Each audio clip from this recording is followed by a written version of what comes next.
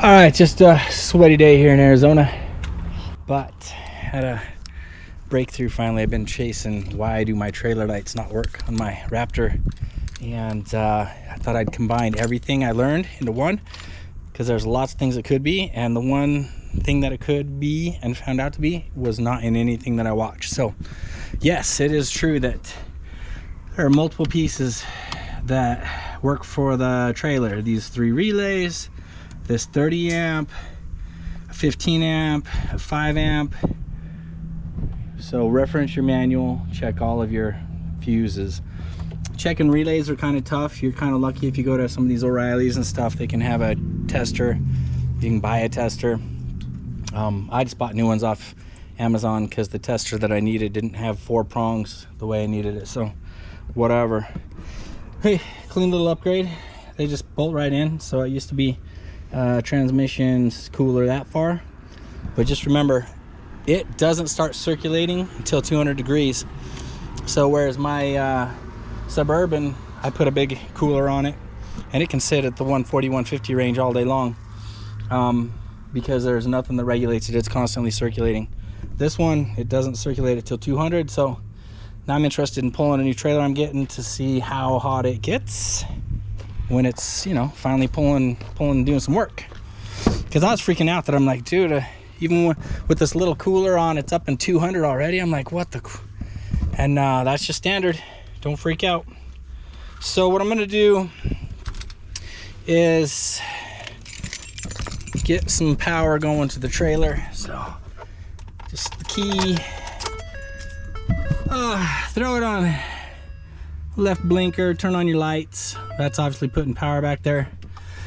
I'll also make a video on this piece of junk thing just broke. There's a little piece of plastic that breaks, and that is standard and something to expect and kind of garbage. I'm going to reinforce mine, try and make it a little more resilient when I put the replacement on. But I have a trick to let you keep using your old one until the new one comes. So but what I bought here is this cool little tester. It should show lights. Right now it should be showing left turn signal, and I think probably the 12 volt, but it's got power to it. Not sure which one's which for the lights, but you notice no power, and I've been testing, checking everything.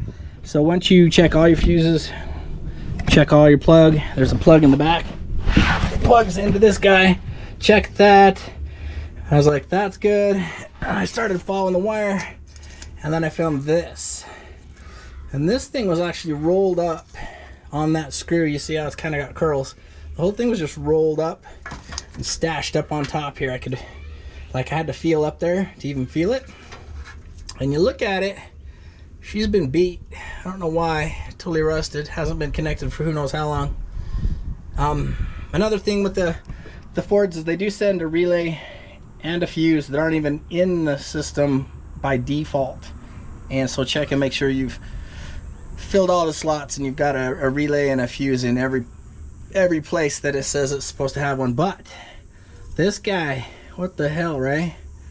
What the hell? Anyway, and I'm like, okay, I'm gonna get a tester and I'll just sit here and I'll scrape it, and if it grounds, oh look, son of a nutcracker. Yeah.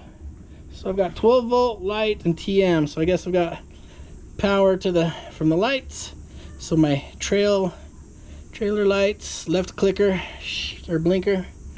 Yeah, son of a nutcracker. So I'm gonna weld me a nut onto this frame, crimp a new little round circle clip onto it, and just screw it in right there, make it tidy, done and done.